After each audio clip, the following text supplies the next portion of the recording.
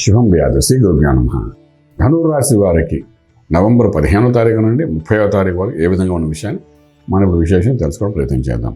ధనురాశిలో శుక్రుడి యొక్క ప్రభావము, ద్వితీయంలో ఏమి గ్రహాలు లేవు, తృతీయంలో శని వక్రత్యాగి అయిన తర్వాత నార్మల్ 3వ ఇంట్లో ఉన్నాడు, విక్రమస్థానంలో పాజిటివ్ ఉన్నాడు, చతుర్థంలో రాహు, అదేవిధంగా షష్ఠ స్థానంలో బృహస్పతి, అష్టమంలో కుజుడు, రాజ్యస్థానంలో కేతు, వ్యయం ఖర్చు పెట్టే స్థలంలో రవి, బుధుడు 2 గ్రహాలు కూర్చుని ఉన్నాయి. ఇదిలాగా ఉంటున్నప్పుడు ఆర్థిక వ్యవహారానికి వచ్చినప్పుడు 12లో ఉన్న రవి ఏదో రకంగా బంద్ చేయడానికి ప్రయత్నం చేస్తాడు. మనకు వచ్చేది 100 రూపాయలు అయితే ఇక్కడ 150 రూపాయలు ఖర్చు పెట్టడానికి ప్రయత్నం చేస్తాడు. ఉద్యోగ రీత్యా సెంట్రల్ గవర్నమెంట్ అవ్వండి, స్టేట్ గవర్నమెంట్ అవ్వండి, అదేవిధంగా బ్యాంకింగ్ సెక్టర్ కానీ ఏదైనప్పటికీ 12లో ఉన్న రవి ఖర్చు పెట్టించడానికి ప్రయత్నం చేస్తాడు అక్కడ. అలాంటి తోడు అష్టంలో కుజుడు ఉన్నాడు కాబట్టి కుజుడు ఏదో ఒక ఆరోగ్య విషయం మీద ఖర్చు పెట్టడానికి కూడా ప్రయత్నం చేస్తాడు.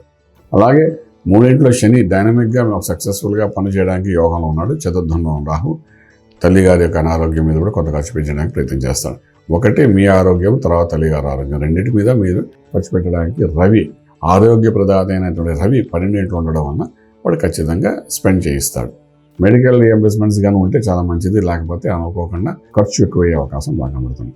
ఉద్యోగులు చేసే ప్రయత్నాల్లో, ప్రైవేట్ సెక్టర్లో చేసే ప్రయత్నాలను కొంత స్పెండింగ్ ఉంటుంది, అల్టిమేట్లీ ఒక ప్రాఫిట్ వచ్చే అవకాశం బాగా కనబడుతుంది. ధైర్య సాహసే లక్ష్మి అన్నట్టుగా ధైర్యంగా ఒక అడుగు ముందుకు వేయగలిగితే మాత్రం డెఫినెట్గా ఉద్యోగాల్లో డెవలప్మెంట్స్ కనబడే అవకాశం ఉంది. వ్యాపార రీత్యా చూసుకున్నప్పుడు వ్యాపారం న్యూట్రల్గానే ఉంటుంది, కొత్త ప్రయత్నాలు చేయకండి. ఎందుకంటే 12లో రవి ఏది ప్రయత్నం చేస్తే ముందు వాడికి కావాల్సిన ఖర్చు పెట్టుకుని తర్వాత మీకు యోగాన్ని ఇస్తారు. సో అది పెద్ద పాజిటివ్గా ఉండదు కాబట్టి ప్రస్తుతానికి కొత్త ఇన్వెస్ట్మెంట్ ప్లాన్స్ ఏమి చేయకండి. Real estate, construction, steel, cement, iron వ్యాపారం చేసేవారు, అగ్రికల్చర్, ఆర్గానిక్ ఇండస్ట్రీ వ్యాపారం చేసేవారు, రైతాంగానికి పంట పండుతుంది, కొంత పంటల్లో కూడా లాభాల్లో కూడా కొంత నష్టం జరిగే అవకాశం ఉంది. అలాగే agriculture, organic industries, chemicals, pesticides వ్యాపారాలు చేసేవాళ్ళకు కూడా, వెజిటబుల్ వ్యాపారాలు చేసేవాళ్ళు కూడా కొంత లాభంలోనే కొంత నష్టం జరిగే అవకాశం ఉంటుంది. జాగ్రత్త పడడానికి ప్రయత్నించండి. ఇంపోర్ట్ ఎక్స్పోర్ట్ వ్యాపారం న్యూట్రల్గానే ఉంటాయి. ట్రేడింగ్ చేసేటప్పుడు భూమి, ల్యాండ్, తర్వాత అగ్రికల్చర్, ఆర్గానిక్ ఇండస్ట్రీ మీద ట్రేడింగ్ చేయండి.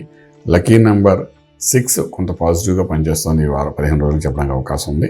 ఇవన్నీ ఒక ఎత్తుగా ఉన్న ఆరోగ్య విషయాన్ని దృష్టిలో పెట్టుకుంటే అష్టంలో ఉన్న కుజుడు మెయిన్గా మీకు ఇబ్బంది పెట్టేటట్టుగా కనబడుతున్నాడు కాబట్టి ఈ అష్టమ భావం అంటే ఎక్కడ వస్తుందంటే మీకు యాక్చువల్లీ మీ రాశి నుండి చూసుకుంటే కనుక వెన్నుపూస, బోన్కి సంబంధించిన కొంత ప్రాబ్లం వచ్చే అవకాశం ఉంటుంది.